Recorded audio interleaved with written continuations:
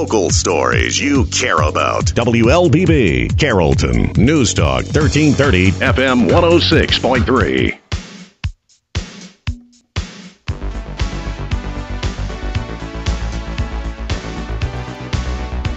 Well, good Wednesday morning. Welcome to the WLBB Community Voice program here on News Talk 1330, FM 106.3, streaming live online at newstalk1330.com. And this morning we are on the News Talk 1330 WLBB Facebook page with my guests from the Carroll County School District. Sitting to my right, we have School Superintendent Scott Cowart. Sitting to my left, we have the Chairman of the School Board, Bryant Turner. As many of you know, on Monday, the school district made the decision to delay the official start of school one more time, this time to the 24th of August of next month. There's an interesting 2-week period before that. We want to talk a little bit about that as well and get as much information out to parents who may still have questions this morning. And if you do have questions, please post those to the News Talk 1330 WLBB Facebook page, and I will share them with our guests this morning. So good morning to both of you, and appreciate you guys coming out this morning. You were just on like 2-3 weeks ago, and but we did talk about how this is a fluid situation and decisions. You guys are going to make decisions as quickly as you can, but you do definitely want to make sure you have time for parents to prepare and for teachers to prepare and for students to prepare for this coming school year. The decision again on Monday announced to delay the official opening till the 24th. Can you guys talk about the background, maybe the polls you took and the studies you took, and maybe the stats that are out there right now that brought you guys to that decision? Yeah, be glad to.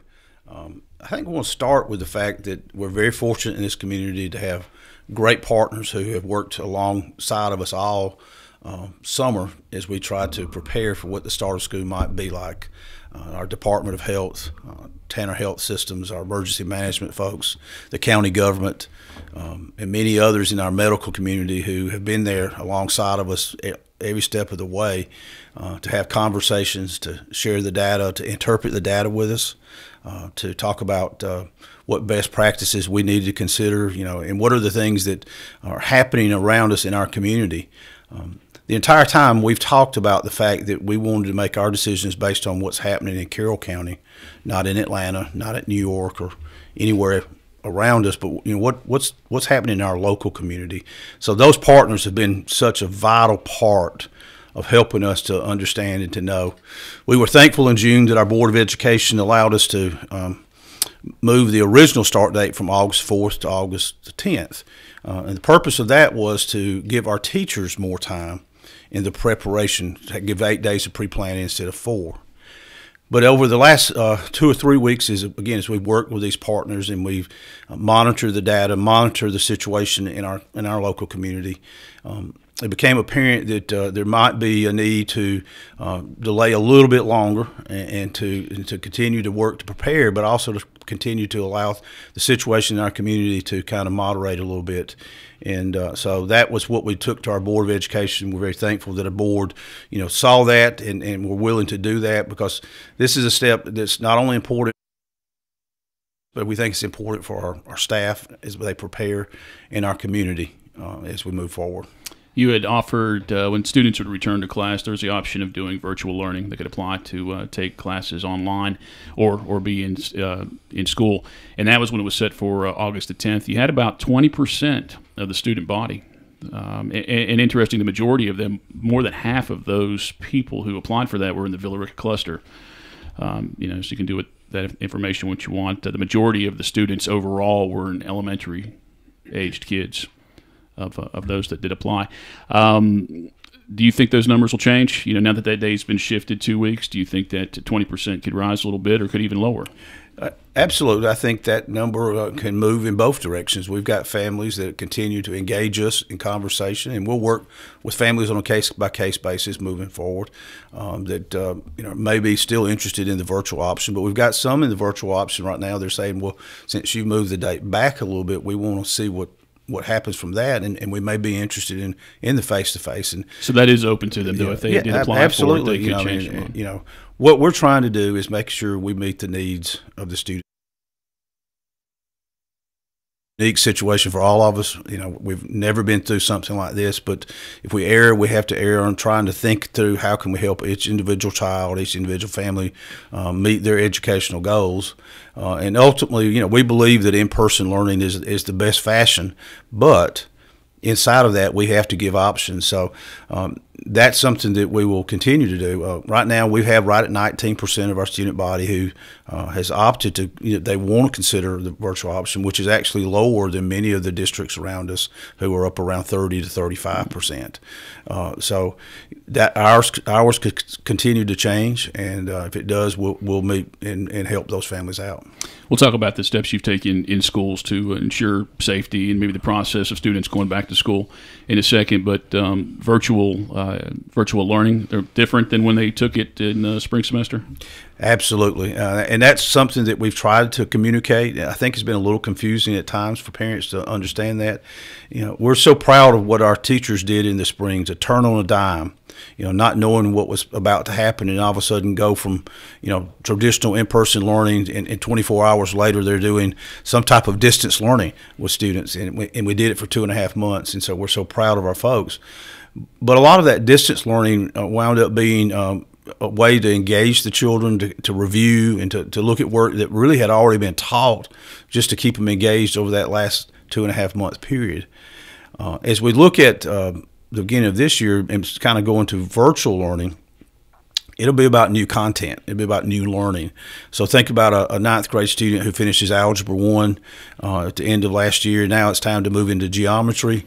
That looks totally different than reviewing geometry at the end of the year to starting out and having to, have the beginnings of the learning that goes along with being a geometry student. And I could, give middle and elementary kind of examples too. So we just want parents to know that there's a big difference. And because of that, it will require probably more diligence on the part of the children as far as the time commitment and the engagement commitment. And it'll be a lot of support needed from the parents to help them with that. But it'll also be a lot of support, needed on our end to try to help them move forward with that new learning. And that will be also designated teachers and designated people that are specifically going to be focusing on virtual learning versus their regular teacher. As this past year we had, a lot their regular teachers basically shifted to that dynamic. And this way, these are going to be folks that are specifically focused on this learning. That was going to be the next question. Thank you, Bryant. Good. You're a little slow, Colin. Time right now is 8:38. Our guests this morning are with the Carroll County School System. Superintendent Scott Cowart to my right, and to my left, Board Chairman Bryant Turner. Before we do take our first break, if people are interested in virtual learning, can they see a sample? Is there anything they can do to help them make that decision if they'd rather? The best thing to do is to call our teaching and learning department and ask for Michael Browning. Michael is an administrator on assignment this year to head up our virtual learning program. He has the most comprehensive understanding of what we're doing and can talk to parents in a way that we can find what the need is of that family, what that child needs, and then he can really give them the information they need. Michael Browning. Very good. Time right now is 8:39. We are going to take our first break and come back and finish up our conversation with Carroll County school representatives. Again, Bryant Turner sitting to my left, Scott Cowart on my right. And if you're watching us on the News Talk 1330 Facebook page, encourage you to post any questions or comments. We do plan to touch on a lot of things, and perhaps your question is something that we will talk about, but feel free to post it up there anyway, and we'll make sure that we try and share it during this program. Community Voice, brought to you by Tanner Health System, Oak Mountain Academy, News Talk 1330, FM 106.3. At Oak Mountain Academy, our daily schedule includes convocation, prayer, and the Pledge of Allegiance. By doing so, we build a family-like community where all students grow and flourish and personal faith is encouraged. Through community service and a historical approach to biblical study, our students are taught the value of the warrior way, honesty, respect, and responsibility. Oak Mountain Academy, we are a family creating legacies. To learn more, visit oakmountain.us. For more than 70 years, you have turned to Tanner Health System for your healthcare needs. As our community moves forward, Tanner is here for you. Strong, safe, and close to home. Routine medical appointments, urgent elective surgeries, and imaging are back on the calendar at our hospitals and Tanner Medical Group practices. With the safety of our patients, staff, and community always our top priority. Learn more at tanner.org. #WeAreTannerStrong. That's tanner.org. Hashtag We Are Tanner Strong. 8:40, 20 minutes before 9 o'clock on this Wednesday morning. I'm Colin Worthington. This is the Community Voice Program, News Talk 1330 FM 106.3. Streaming live on the News Talk 1330 WLBB Facebook page. Appreciate you tuning in this morning. Noticed a lot of questions on there, and I'll definitely get to those here in just a second. Our guest this morning from the Carroll County Schools District, sitting to my left, Carroll County School Board Chairman Bryant Turner, and sitting to my right, the Carroll County Schools Superintendent Scott Cowart, discussing the return to school. It was delayed on Monday. It was pushed back 2 weeks, but interestingly, not something I've seen with any other districts, actually, not locally in particular, but that 2-week period before you guys officially return to school, you've kind of called it a soft opening. Talk about that a little bit.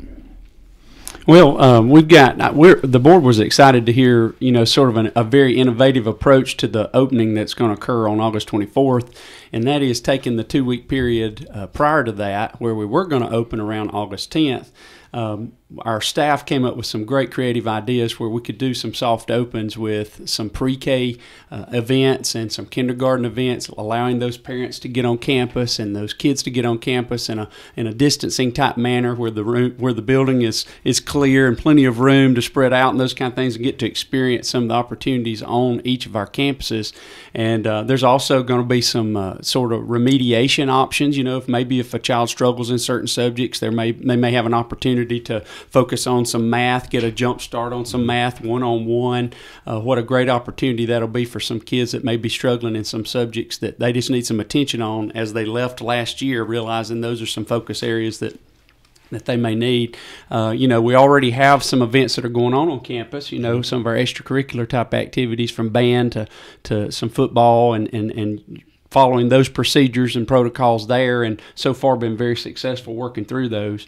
And so I think that was a great idea and very innovative. It's going to take a lot more work from our people because they're still preparing for that big open on the 24th, but they're also trying to offer some opportunities to get some folks on campus in a safe way in between. Is the idea, or is there an idea to allow those students and parents to see what the school is going to look like in 2 weeks? Give them some sort of comfort, or Yeah, I think that's the neat part, is they'll get to see our procedures that we already have in place for our teachers and for administrators and what our school protocol is going to be. And let's just say I think there's some opportunities maybe to have like a kindergarten or a pre-K camp where they may come a couple days on campus. May or may not, just depends on what each school needs to get those folks on campus and to get those children acclimated to see, all right, there's going to be some procedures to this. There's going to be some ways we do things differently than the way school normally starts.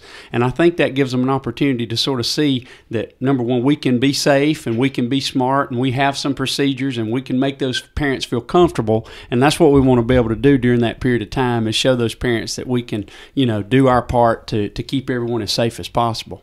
One of the neat components of what we're going to do during that 10-week period is that we'll also be providing transportation for students. So it won't be just if a parent can bring them, but if a student needs transportation, we'll run routes.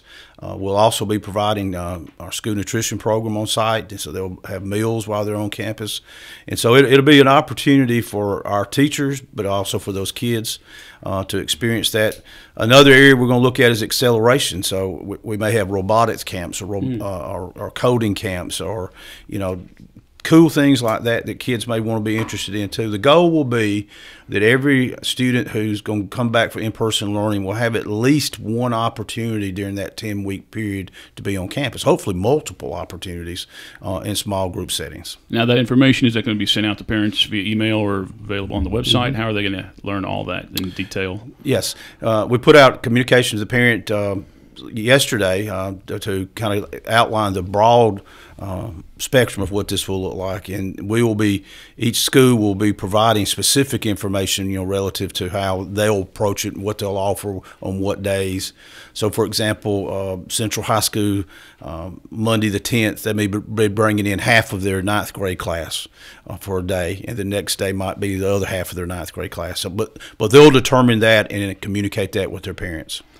You guys had put out an open house schedule this summer, which would begin on August, well, actually in July for some, but for some schools. Is that schedule still set? Yeah, it slid backwards into this August 10th to 24th period, too. And they're also staggering some of those open houses now so it can have smaller groups. And some people are even, I think, even going to offer some virtual open house options in the period of time. So there's going to be multiple opportunities for those to have some personal one-on-one with some of their teachers. Yeah, and I want to piggyback something that Mr. Turner just said about our staff. We recognize this will be more difficult. It's not the easiest way to open, and we think it is an innovative approach for our parents and for our students, but also it will require our staff to really be a little bit more creative, to put a little bit more work in, but in the end, we think we'll be better prepared for the opening on the 24th. Mm-hmm. And when you guys announced the 24th, you did leave it open. You said, hey, if we have concerns on the 24th, we're going to go full-on virtual option. What will you be looking for on the 24th? And I guess, how long can you wait to make that decision? Yeah. Let me clarify that just a minute. So the virtual option is for those families that are choosing that rather than in-person learning to start the school year, okay? If we get to the 24th and we can't come back with those in-person students, they will transition to distance learning, okay, which is a little bit different than the virtual. Distance learning reflects the fact that that could be for a week, it could be for 2 weeks. It doesn't indicate that it's for a specified period of time. Virtual option students will be in the virtual option for a minimum of 9 weeks. They can choose at the end of 9 weeks to come back into the regular in-person setting, or they can continue forward for another 9 weeks in the virtual option. So there's a little bit of a distinction between virtual learning and distance learning. Distance learning is what we will use if we have to have some type of closure or the inability to have school for a short period of time. And the hope is then, the distance learning, that you can make that decision on a weekly basis? Yeah, if that's what's needed, we could do it on a weekly basis, or we could say we're going to do it for 2 weeks or whatnot. Our plans are detailed to the point where we have the contingencies to, look at the whole system. We have a contingency to look at clusters. We can drill down to an individual school or drill down to an individual classroom. And we can make any of those decisions that, again, as the data or as the advice from our healthcare professionals comes into us, we can make those adjustments as we need to. Do you think, are you guys getting different data or different information from healthcare officials than the public is when you're going to be making this decision? No, I think we're getting that and more. One of the things, and it's kind of interesting, everybody wants to help right now. Everybody wants to give us guidance, and everybody wants to give us data. And so it's almost like overload sometimes. But again, what we really rely on is what our local Department of Health, what Tanner, what our local medical community is sharing with us, and we're in constant contact on a daily basis, with them, and they've been wonderful. And also the county government has been great to work with. Everybody recognizes that this is a unique situation. Is so fluid, and that we have to work together, and each entity has to be prepared to make the best decisions it can for the organization. I promise I will answer or share the questions that are on the News Talk 1330 Facebook page after this next break. Let me ask you one question before we do go to the break. You guys did just approve a budget on Monday of this week. What is in that budget that perhaps wasn't in last year as far as you guys prepare for safety, whether it be nurses and PPE? What's in that budget? One of the biggest items is our we're adding CNA option for all of our schools. I think about 14 CNAs, so that our nurses can have some assistance to that. And it's very moving to hear Mr. Cowart say whenever he shared that idea with our nurses, he actually had some that came to tears, that were just moved by the fact that they feel like, I think they were leaving a school year seeing all their responsibilities already, and then realizing the additional responsibilities of what could be going on in our on our campuses this year. And I can only imagine the overwhelming feeling that they had, thinking they're going to come back, and for them to hear that they're going to have some help and some assistance there. That's a large part of that budget, and also, we had to admit that we had a few schools that were sharing nurses. So imagine trying to field all the needs there naturally, plus this new addition is going to be sort of tough. So adding these assistants are going to give them an opportunity to sort of spread themselves out a bit and to be more prepared and care for our families and our kids a whole lot better. Not only are these additions of all these medical staff going to be there, but there's tons of PPE we want to provide. We don't want anybody to feel like if they can't afford or get a mask, if they need one, they're going to have the ability to have one. If there's all kinds of other opportunities that we're taking as far as strategic cleaning procedures. As everybody's aware, you've got to stay ahead of that, and cleaning between movement of children, and it takes a lot more staff, a lot more equipment, and those type things. So we made some adjustments this year, this past week, on behalf of our board, to really make sure we take the preemptive steps that it takes to be prepared and keep everybody safe. You're talking about the PPE. It reminded me of your board meeting on Monday. There was a gentleman that suggested he heard that there was not warm water at one or two of the schools. Is that accurate? Is that something that's being addressed? Well, we've got soap in all of our restrooms. We got water in all our restrooms. Oftentimes it's cold water, not warm water, but that's something that we're looking into. All right. Yeah. 10 minutes before 9 o'clock, we're going to take our final break and come back and wrap up our conversation with these representatives from the Carroll County School District as we talk about how they're getting ready for the coming school year. Community Voice brought to you by Tanner Health System, Oak Mountain Academy, here on News Talk 1330, FM 106.3. For more than 70 years, you have turned to Tanner Health System for your healthcare needs. As our community moves forward, Tanner is here for you. Strong, safe, and close to home. Routine medical appointments, urgent elective surgeries, and imaging are back on the calendar at our hospitals and Tanner Medical Group practices. With the safety of our patients, staff, and community always our top priority. Learn more at tanner.org. Hashtag We Are Tanner Strong. That's tanner.org. Hashtag We Are Tanner Strong. At Oak Mountain Academy, our academic excellence shines through innovation and a personalized educational experience. Our pre-K 3 through 12th grade environment offers a family-oriented atmosphere. We are an independent school with faith-based values and an Academy Honor Code. Our academic standards prepare our students for college and beyond. I'm Patrick Duran, headmaster, inviting you to visit us on the mountain or at oakmountain.us. Come see how our warriors are creating legacies.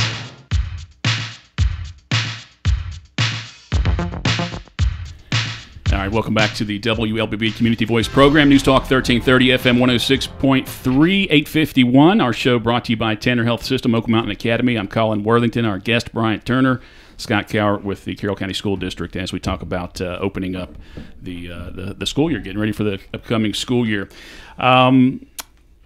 This one's coming from Tracy Burns. I'm going to spend this, hopefully, 10 minutes asking questions off our Facebook page.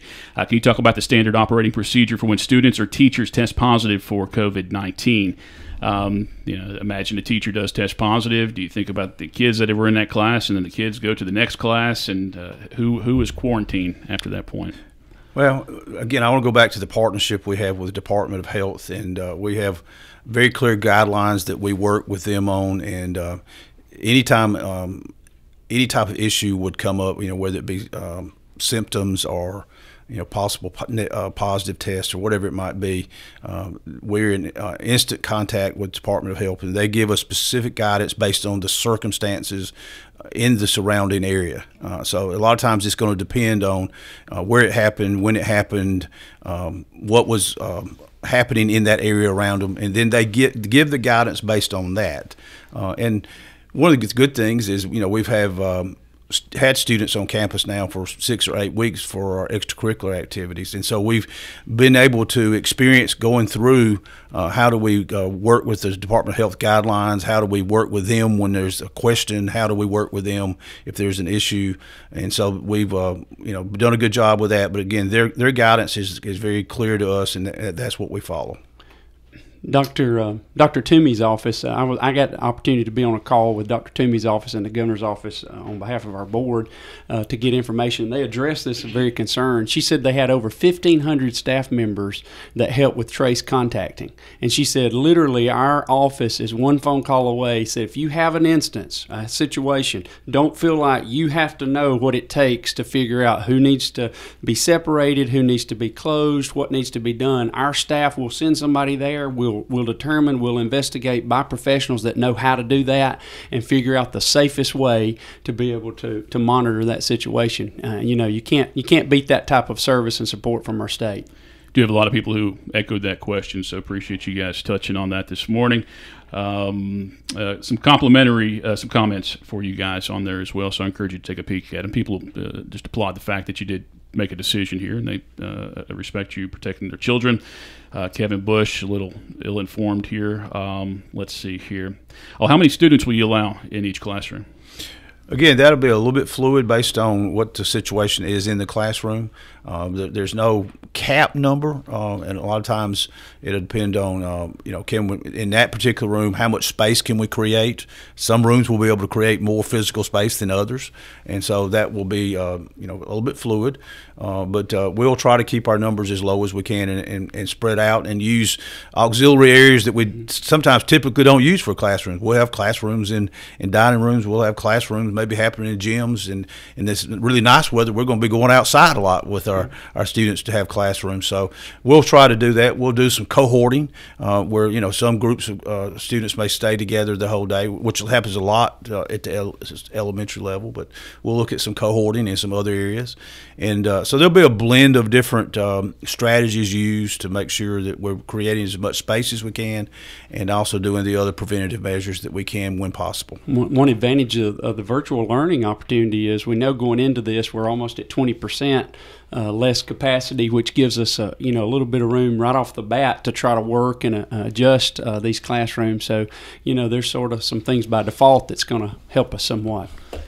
The first day of school, you'll probably learn a lot. I mean, you probably have an idea of how you want to treat that first day, and you're probably going to learn a lot just on that first day. What will that first day look like, though, for parents who bring their kids to school? A great question, but I also want to go back to that 10-day window before the first day. That's where that is so important, because we're going to learn so much from that period of time where students and families are on our campuses, and we're getting the chance to do these preventive measures and protocols, and we're getting parent feedback, we're getting staff feedback, we're getting student feedback, and so there'll be a lot of adjustments that'll happen even before we get to that first day of school. But on that first day of school, I think there will be a lot of sensitivity to the needs and to anxieties that folks have. And that starts with our staff. And that doesn't just start with the families and the students. It starts with our staff. So we have to understand that. We have to work hard to try to be probably better prepared than we've ever been, better organized than we've ever been when it comes to, how do we transition students in the building? How do we move students at certain times? How do we create more space when we can create more space? But a big component, and I think this is something that everyone needs to hear, one of the things that's a cornerstone of our strategy is that we believe in personal responsibility. And we believe that a big part of that is making sure that we do a great job of educating people on the why. And that's happening starting today in our schools. This is the first day for our teachers and staff to return. And so we're spending a lot of time talking about why are we doing this or why are we doing that. What is my responsibility to keep my family safe? What is my responsibility to work with others around me and to help keep them safe? What is our responsibility? And so trying to do a great job of educating people on what we can do for each other, because everybody's goal is to be back in school. The kids want to be back. My teachers want to be back. Our community wants us to be back in school. We believe we can make a lot more leeway or headway if we can explain why we're doing these things and get people to be on board because they're motivated to be on board with what we're trying to do, and we can accomplish a lot more and we can have a better school year. Got 1 minute left for this question, and I'm sure you'll be happy just to give me a minute on that as far as not mandating masks this year. Difficult decision. What's behind that? Well, again, as we think about the why, I'm helping people understand, our expectation is that in our facilities and when folks are on our campuses, if we can't physical distance, if we can't be outside of 6 feet, our expectation is folks will wear a mask. We've been very clear the whole time about that. Now, the way we approach getting there may be different from others, but it's an expectation of our adults. It's going to be an expectation as we work with our students. And what we're going to do is do a great job of explaining why and inviting people to be a part of the solution and not a part of the problem. Gentlemen, thank you for coming out this morning. We appreciate everybody tuning in via the News Talk 1330 Facebook page and all their questions. If there are questions on there that perhaps we didn't touch on, I hope you guys get a chance to go look at those and answer those for our viewers and listeners. 8:59 right now. Stay tuned for national news, followed by your local news at 2 minutes after the hour. Glenn Beck is on the air until 12 o'clock. Everybody enjoy the rest of your Wednesday.